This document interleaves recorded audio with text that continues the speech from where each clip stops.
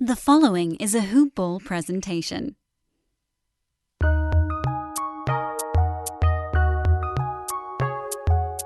Welcome to the Fantasy NBA Today podcast.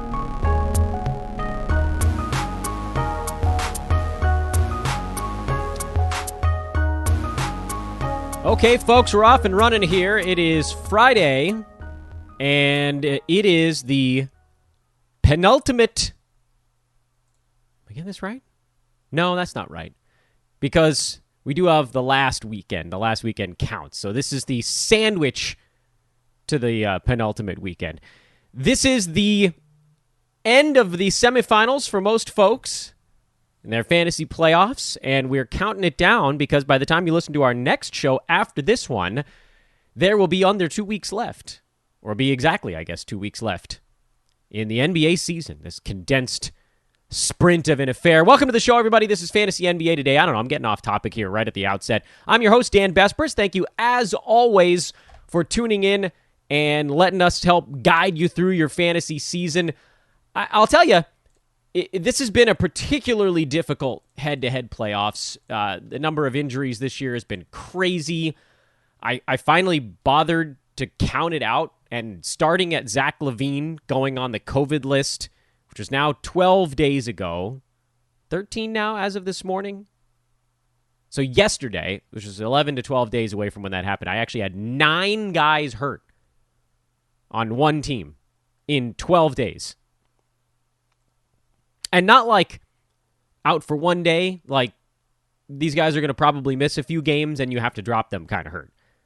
But what did make me feel better is that I've heard from a lot of you that have said, look, sometimes you get lucky, sometimes you don't. But really the thing that I've enjoyed is folks saying, Dan, you guided me to this point. We're all in first place. Like, what are you going to do here?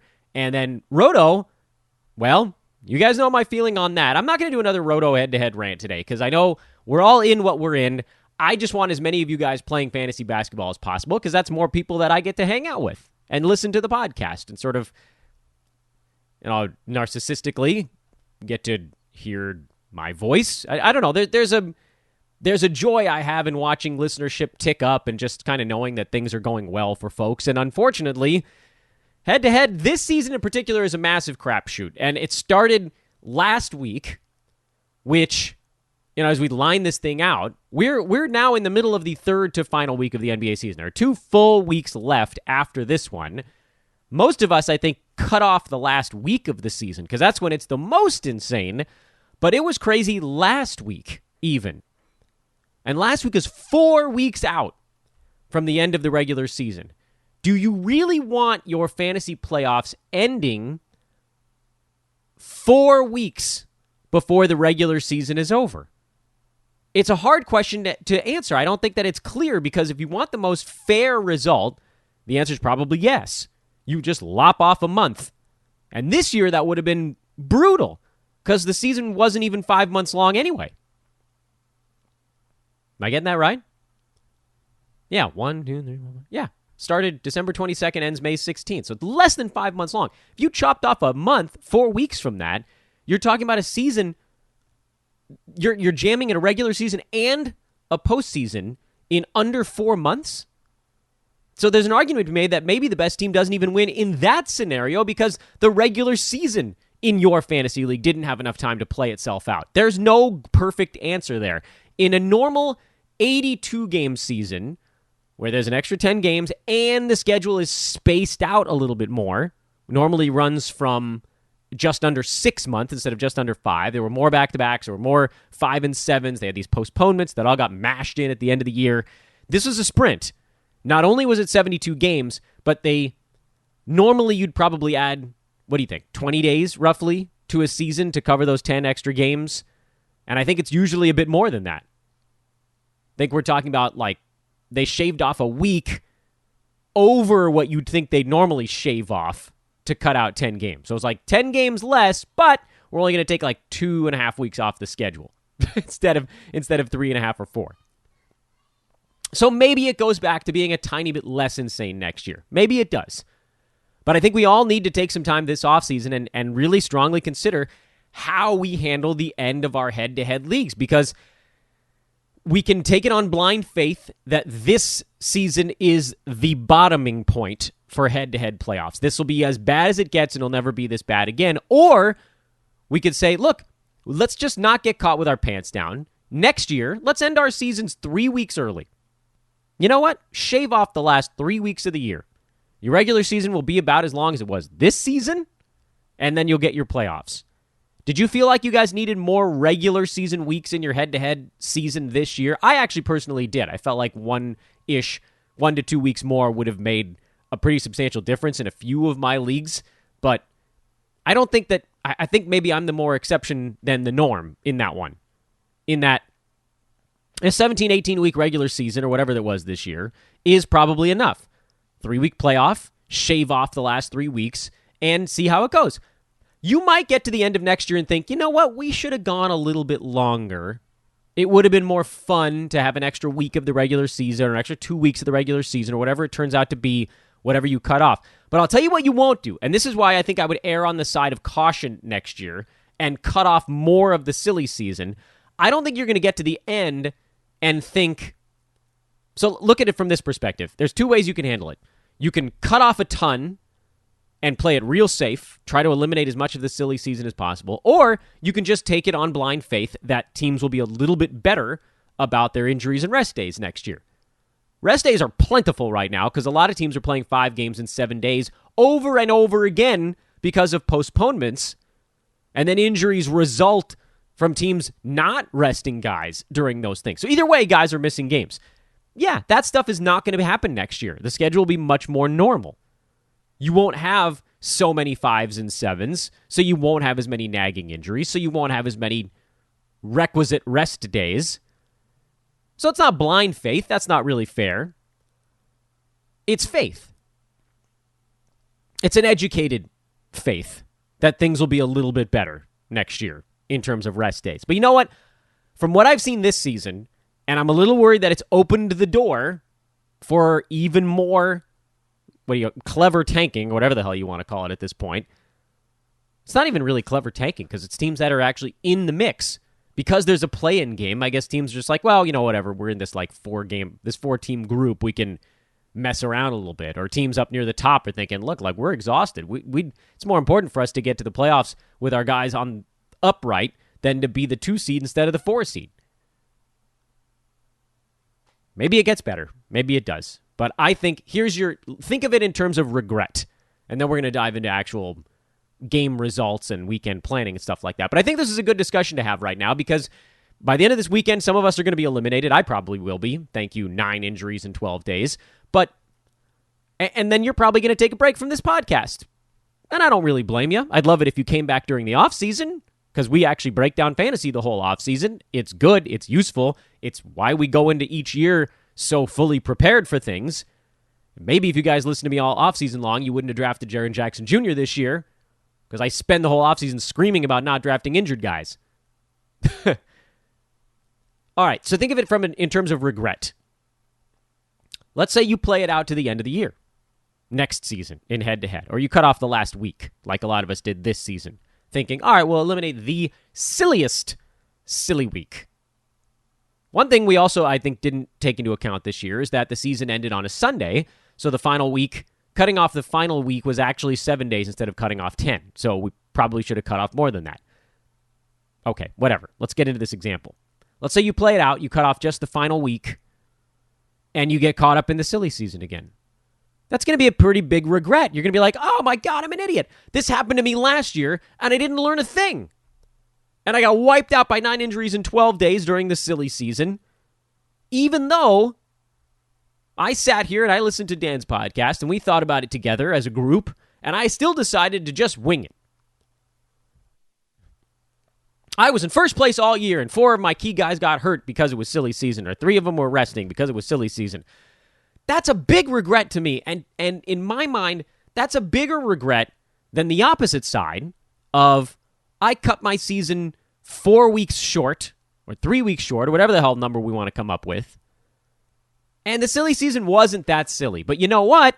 We still had a fair playoffs. The only thing that did was it eliminated maybe a fraction of a chance of some like 7th place team of getting into the 6th seed, that team was probably going to get waxed in the playoffs anyway. That's a smaller regret. Hey, we didn't play as many weeks as we could have. We could have had one more week of regular season fun, but at least we got a pretty fair playoffs.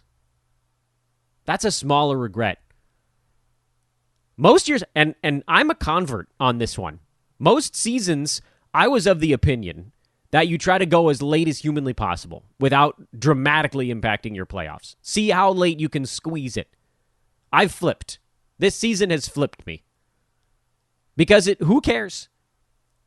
Who cares? Many of you probably play fantasy baseball or fantasy football. So you might have a different sport going right now, or you might have a new sport, football, going in like 3 months. Ish. Maybe the offseason isn't that long for you. Offseason is pretty long for me because I only do fantasy basketball right now, at least. Although I have promised to go get my ass kicked in a fantasy football league this year. Promises were made. I will keep them. Hoping some of my fantasy skill from NBA translates. Doesn't matter. I mean to say is the reason I think I've pushed seasons so deep in the past is that I want to shorten my offseason. I want fantasy basketball to be happening for me as large a percentage of the year as humanly possible. So I push my head-to-head leagues as late as I can. I'm done with that now. I'm in enough roto leagues, and I'll probably be adding more, that I've got plenty of stuff going to the last day of the regular season and your head-to-head leagues 3 weeks early next year. And then we'll reassess at the end of next season. I'm a betting man, I'm betting that we're going to get to the end of next year and think, maybe we could have gone a little bit longer, but you know what? Our playoffs were fair. I felt like we had time to talk a little bit about that because at this point, look, yesterday was a relatively short Thursday card. We'll break that down. We're going to talk through the weekend, but we're at a point now where most of what we're doing is just streaming. That's pretty much it at this point. Like we're just looking ahead.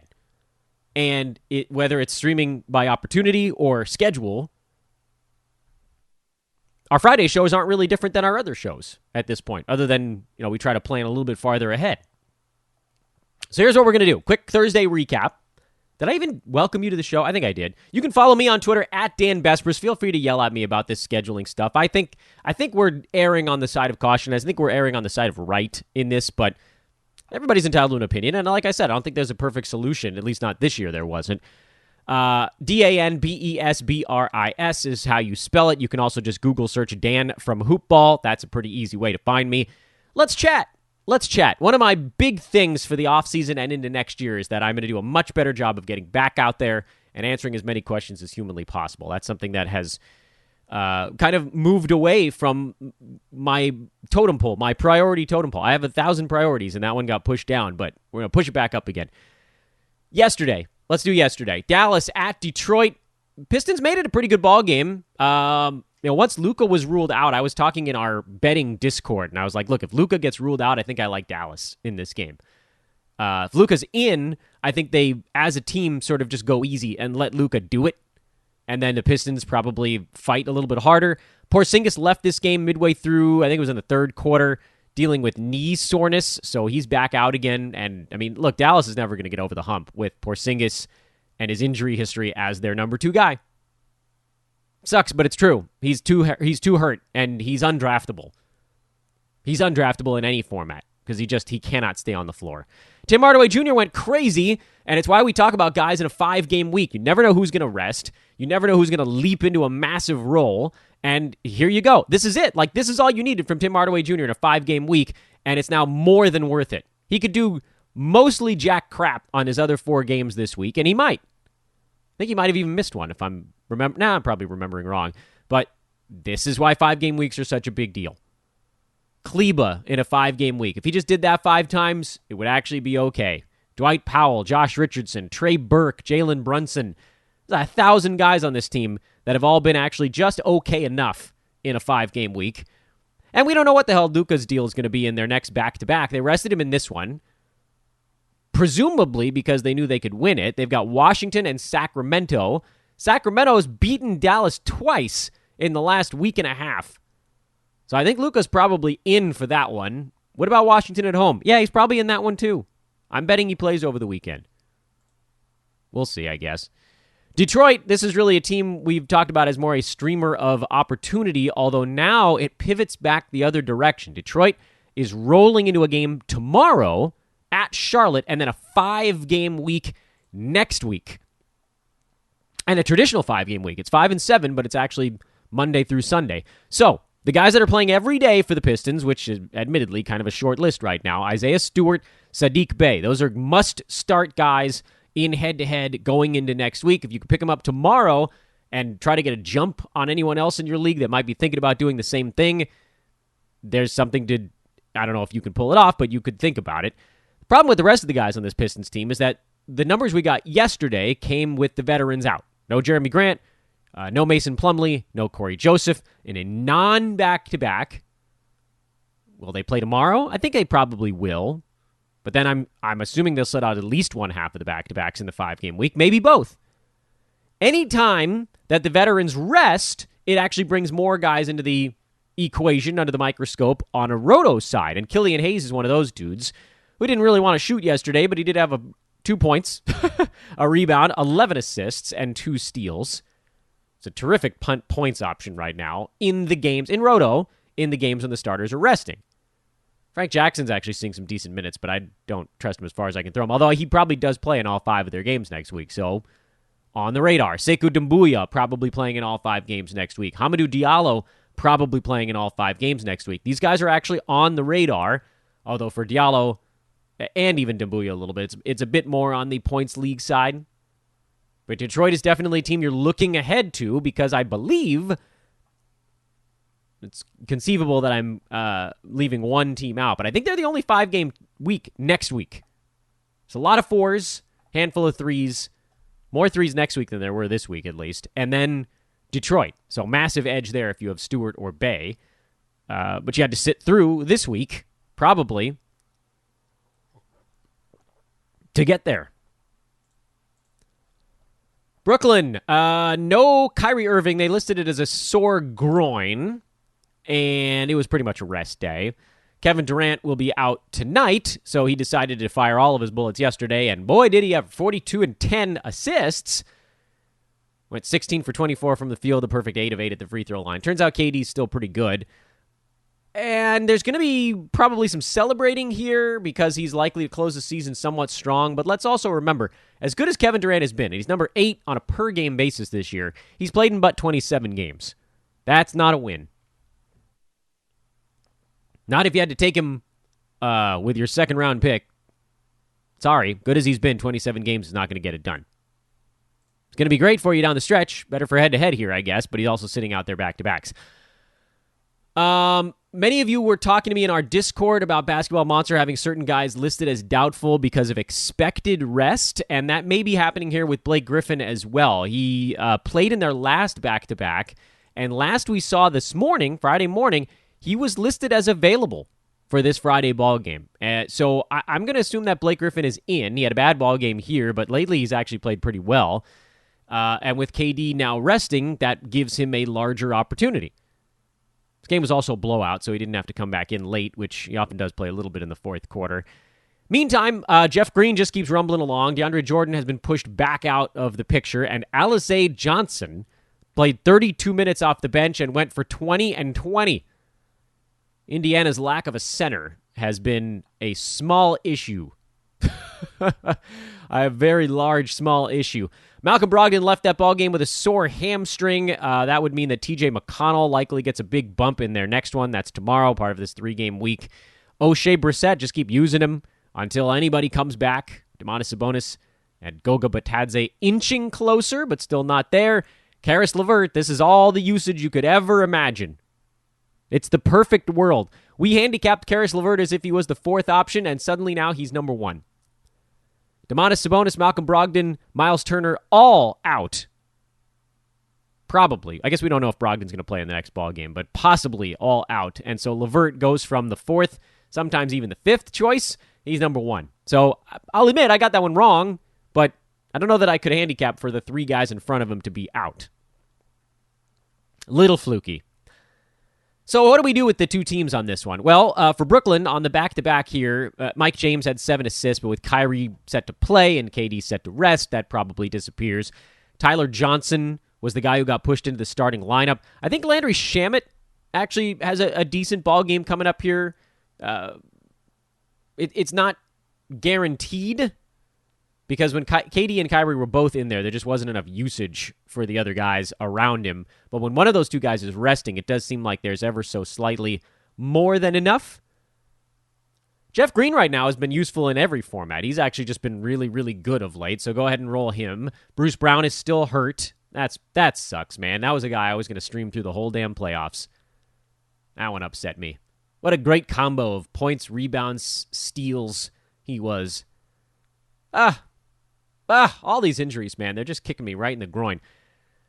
In Roto, would start Kyrie Irving and Joe Harris, and that's maybe it. I might throw Jeff Green into the mix right now just because of how hot he's running. In head-to-head, because it is part of a back-to-back, so you kind of missed the better part of it yesterday, it's probably about the same list. On the Indiana side, well, this was the fear with going with these guys in head-to-head this week is, does anyone come back? Well, if you rolled the dice, it probably worked out for you because most of the guys haven't come back. Not only that, more guys have gotten hurt. Edmund Sumner got hurt in this ballgame as well. Jakar Sampson got his head bonked. Sumner was a knee.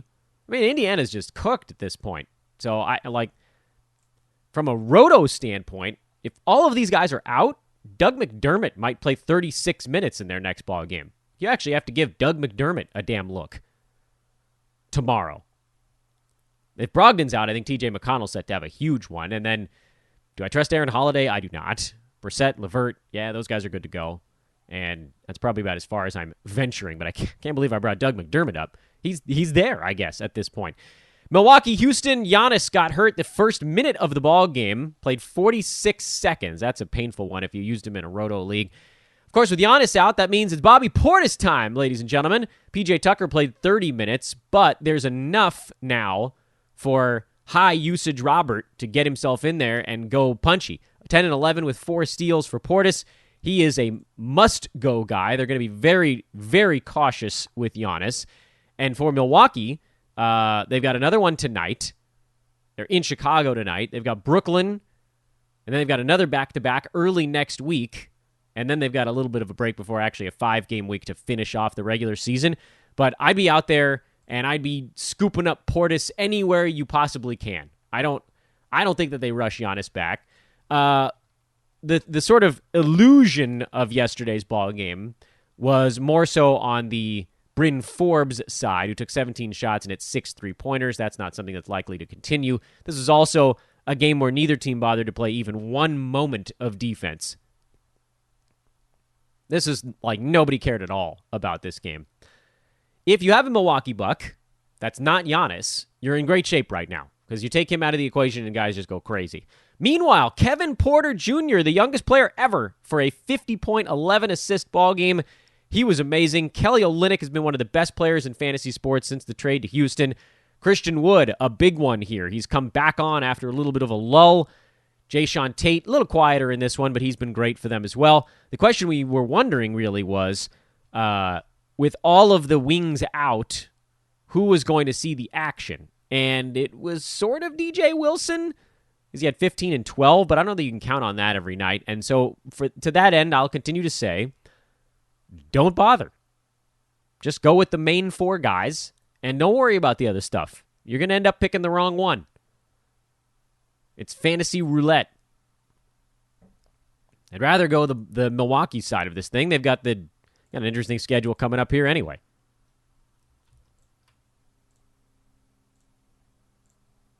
So yeah, go sprint out and get yourself some Bobby Portis. He's in good shape here in the short term. And then maybe Giannis comes back sooner than expected, but I don't see any reason why he needs to be sprinted back out into the court. That seems wildly unsafe for his long-term prognosis. Warriors lost again. I got fooled by, I'll admit, I got suckered into this one. Warriors said all the right things. These are playoff games, blah, blah, blah, blah, blah. But they just went out there and they got outplayed by Minnesota pretty much from start to finish. They got out-hustled. That was the big one. Warriors got out-rebounded 57-34 in this ball game. Wolves just cleaning up on the glass. And then otherwise, the game was actually not all that much of a mismatch. Warriors outshot the Wolves by 4%. Steph was decent, if unspectacular. 6 threes is good. Like, this is an unspectacular game for Steph because he only shot 41% from the field. Dre was solid. Wiggins was pretty good against his old team. Bazemore back into the starting lineup, and he played well with no Kelly Oubre around. Kevon Looney only had 2 rebounds. I mean, that's the issue right there. He played 28 minutes, only had 2 rebounds. Did have 5 assists. I don't know what the hell happened there. But for the Warriors, that was kind of annoying. Ricky Rubio got himself going in this one. D'Angelo Russell didn't. He was cold, so they just went to Rubio instead. D'Lo had been playing really well prior to this ball game. I'm sure he'll bounce back in their next one, which, make sure I'm getting this right, is Saturday. Pelicans on Saturday. This will be probably the high watermark for Rubio the rest of the way, but he is kind of an assists and steals streamer if that's something you need more on the roto side, because the Wolves' schedule is terrible after Saturday. They have 3 days off and then not even that many games after it. So this is your week to use the Wolves, and you're kind of running out of time anyway. Toronto at Denver. This game was not as close as the final score would indicate. Raptors went to a sort of semi-bench unit down the stretch, and they pushed their way back into it.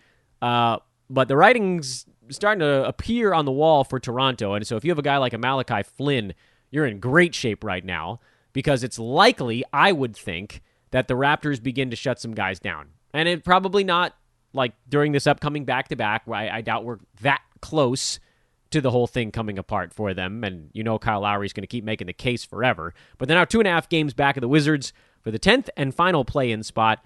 And things don't get a whole lot easier for Toronto either. They are in Utah on Saturday, in LA to take on the Lakers Sunday, who may very well have LeBron James back. You got upgraded to questionable.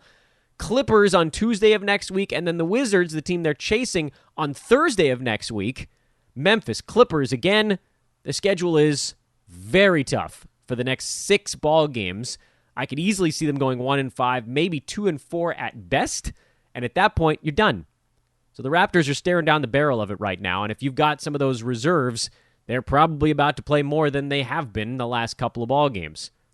Although to that end, Freddie VanVleet took this one off, so I don't fully understand how the Raptors are picking which days their guys are resting.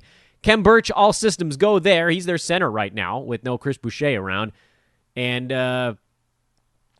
Flynn is a streamer guy when everybody's healthy, and then when anybody's out, he jumps into the starting lineup and turns into a pretty nice run. On the Denver side, we're just trying to figure out who might squeeze into some value. PJ Dozier was the one we thought would get that leg up with the recent Will Barton injury, but his play has been lackluster at best. Nikola Jokic, honestly, I don't even know how Denver did this one. Jokic was very good, but he wasn't his transcendent self. Michael Porter Jr. was good.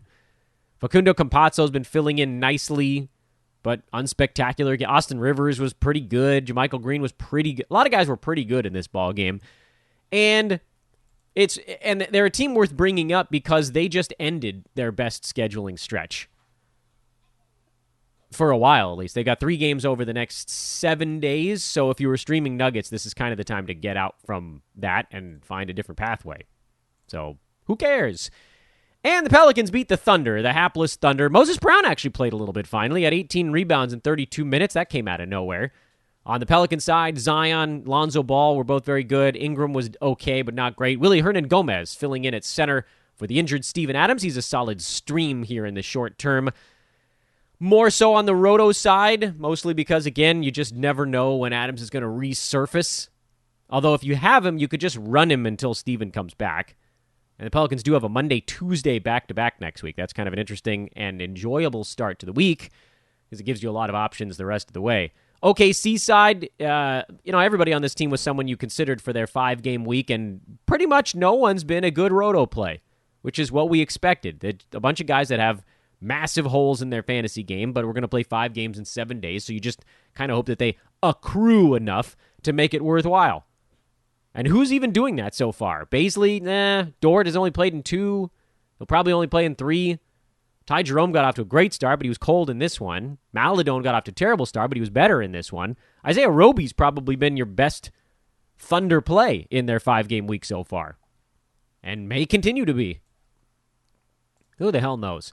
All right, let's run through every team real quick here. This is the 30 and 15-minute part of the adventure, and then we'll get you wrapped up for the weekend. We'll go in alphabetical order-ish.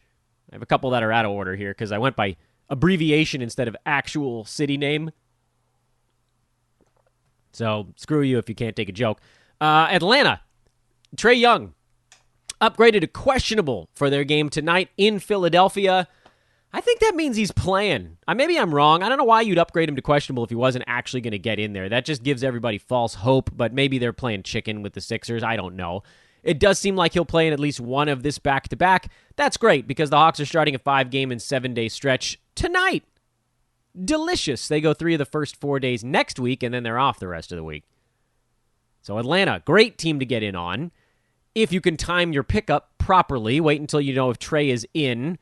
If he's out, I still don't, because he's close, so I don't think I would go the point guard route on Atlanta. You're probably looking a different direction there with Kevin Huerter dinged up. Maybe it's Gallo if he's floating around on your wire. Maybe it's even like a Solomon Hill or Lou Williams. Didn't seem like his role changed very much with or without Trae Young. So you get your 5 and 7 there and see how it works out. Brooklyn, not a great schedule. They got 2 games the rest of this week, which is okay, but only 3 next week.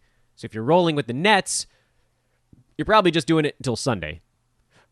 You can get out from under them next week and go turn that from a 3 to a 4-game roster slot, or 5 if anyone on Detroit is floating around. Boston's got a terrible schedule. They go today and Sunday, but then their games next week don't even start until Wednesday. Brutal. You're not streaming anybody head-to-head there. And then on the Roto side, guys have come back except for Kemba Walker, so that pushes everybody out to the edges. Reason I didn't go deeper on Brooklyn is that we just talked about them a bunch thanks to yesterday's box score. Charlotte Hornets. LaMelo Ball might be coming back at some point this weekend. We haven't really heard much about it. They don't have a game tonight. They go back-to-back tomorrow and Sunday. I don't know. Would they play him in both of those? It seems like a saucy decision on the Charlotte side. I would think probably not, but it's a guess. And the Hornets are the 8 seed right now. They're pretty safely in the play-in, and they're pretty safely not going to get out of the play-in. So I don't know that they have to rush LaMelo Ball. We've gone far enough, kind of. Like they're okay enough to not fall all the way back to where the Chicago Bulls are with or without Ball. So we'll see. I bet he plays in one of the 2 games this weekend. That's my guess on the Charlotte side. However, they do start at 5 and 7 on Saturday. So if that's the day you need to be making your roster move, wait until the injury report and then jump in. Someone like a Cody Martin probably gets pushed to the bench when Ball comes back, or do they keep Martin in there and move Devontae Graham to the bench and get some scoring over there? See, this is all important stuff as you make your play on a Charlotte team that has a pretty good schedule the rest of the way starting on Saturday. 10 games in 16 days. That's the way they go from there until the very last day of the regular season. 6 games in 9 days if you were going to hold them through next week as well. Chicago Bulls have a back-to-back today and tomorrow, and then they've got 4 games next week, but they're all spread out weird-like. So if you're picking up a Bull, there is an argument to be made here. You could get a Bull today, tomorrow, and Monday, and then abandon ship on Tuesday and get yourself an extra few games next week. That's a possibility. I don't know that anyone on that team is that great of a streamer right now. I think most of the guys that are streamers are also just dudes you start, like Kobe White, Vooch, of course, Thad Young. I don't know that I venture any farther than that. Maybe you could make a Daniel Tice argument to go 3 games in 4 days. But I feel like there are better options. Cavaliers have a back-to-back today and tomorrow. Then they're off 2 days, and then they get another back-to-back early next week.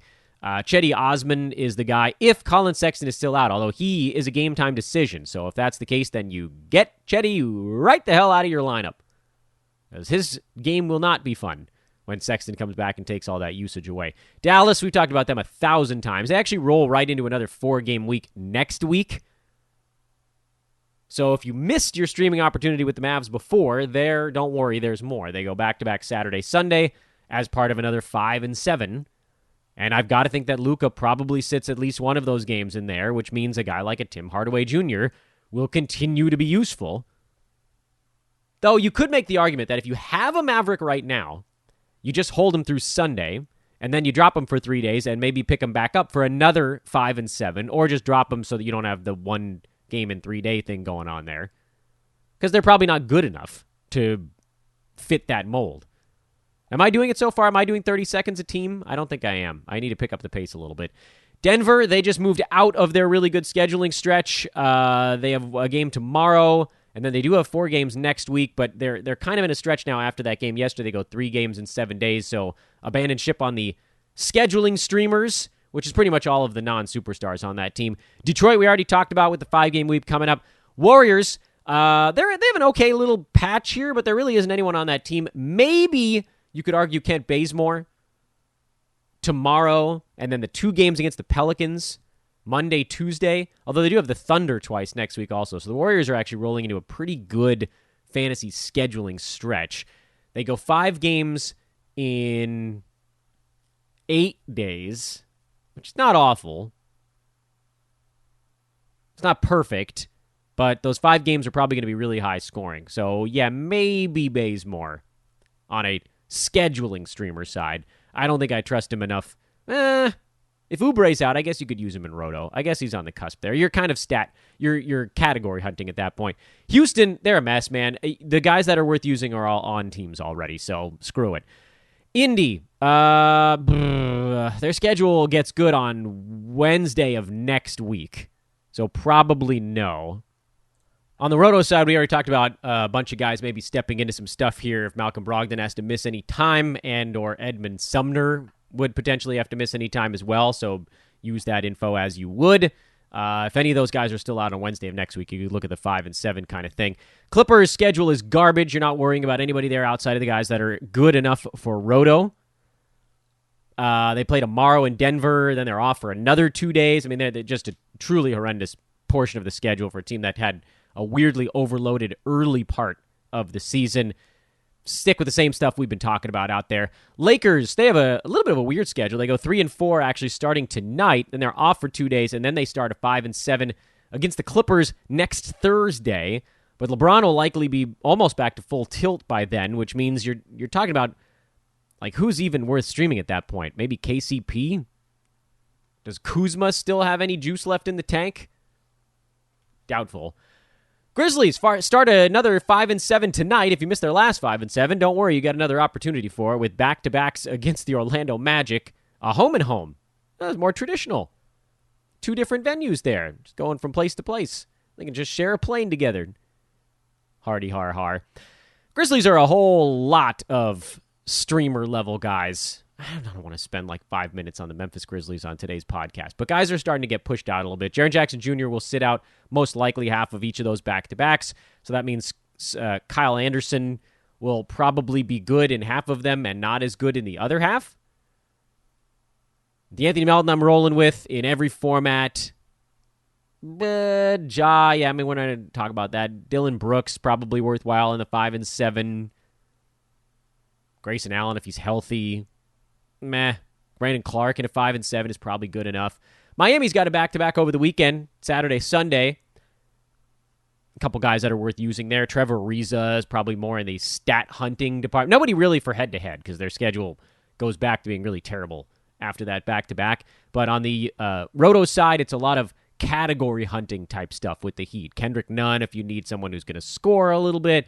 Ariza, kind of threes, rebounds, steals, weird combo there.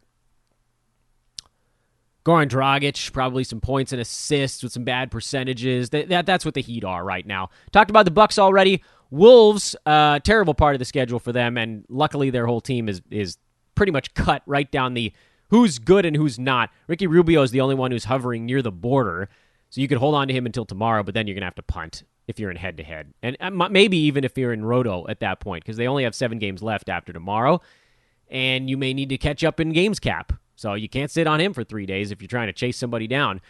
Pelicans, right in the middle of a 5 and 7 right now, so you're probably not picking anybody up to stream in head-to-head. On Roto's side is Willie Hernan-Gomez. We talked about that already. Well, the Knicks might play again at some point soon. Or not. In the middle of 3 days off for New York. And then they go 5 games in 8 days starting on Sunday. That's a great time to get Derrick Rose fired up. Thunder, Talked about them 1,000 times. We're not going to rehash that. Magic, part of the back-to-back with Memphis. Chuma Okeke has been ruled out already. I pray to the good Lord he plays in one half of this back-to-back, but I don't think he does, and that sucks because he's been really good lately. Other than that, guys like Cole Anthony have been good to go. Mo Bamba's been good to go. Wendell Carter Jr. got into foul trouble in the last one, but I think he's probably still just ever so slightly above the cut line for Roto. And then on the head-to-head side, there isn't anything special about Orlando, so no one really gets a bump that wasn't already worth using. And Philly is the opposite side of that. They have a game today. I think we have the wrong opponent listed. Wrong opponent listed for Philly today. Who the hell are they playing? I had them listed against the Lakers, but that's not right. It's the Hawks. Philly's playing the Hawks today.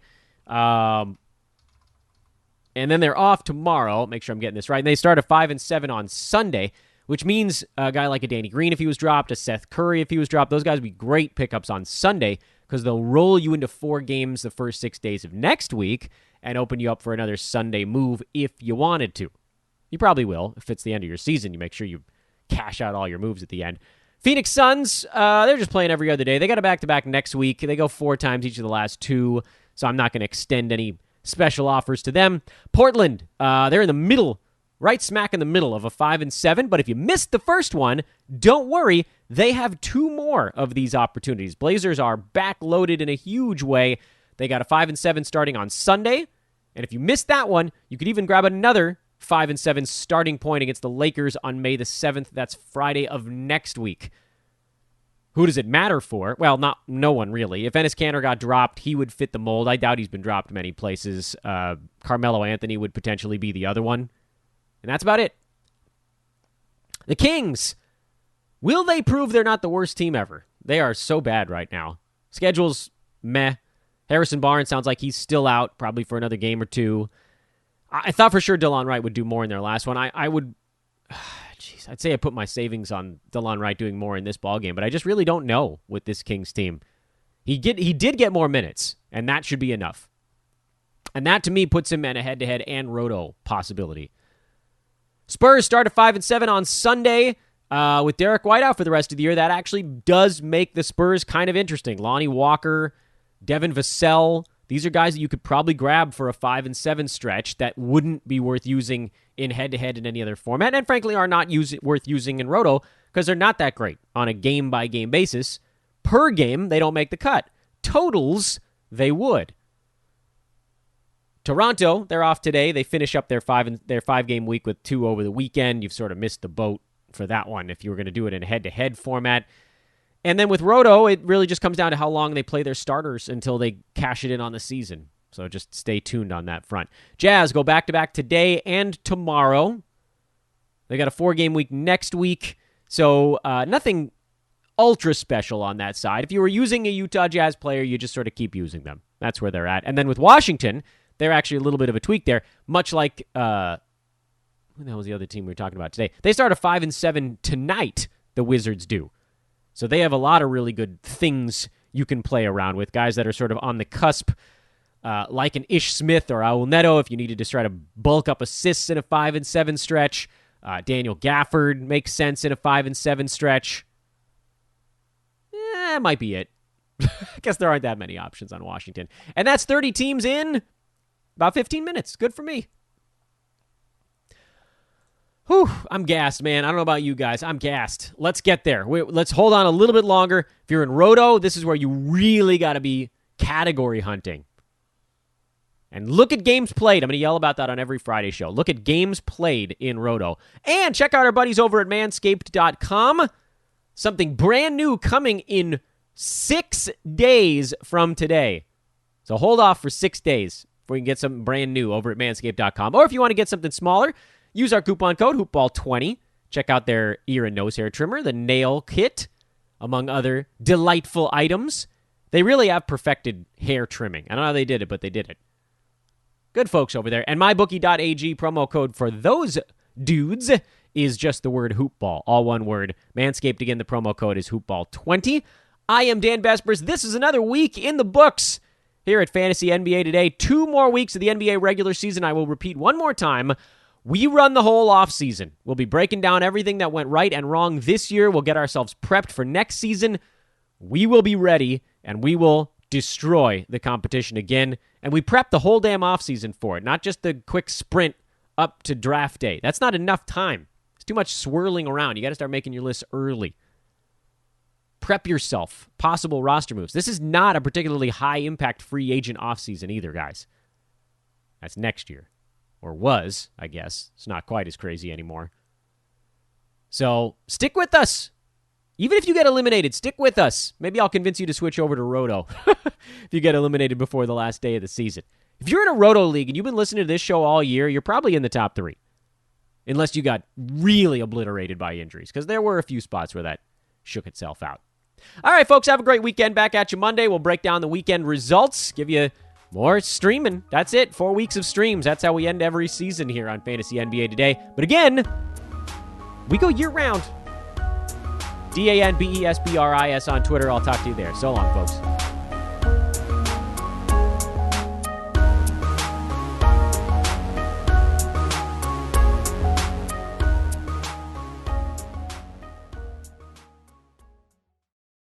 This has been a Hoop Ball presentation.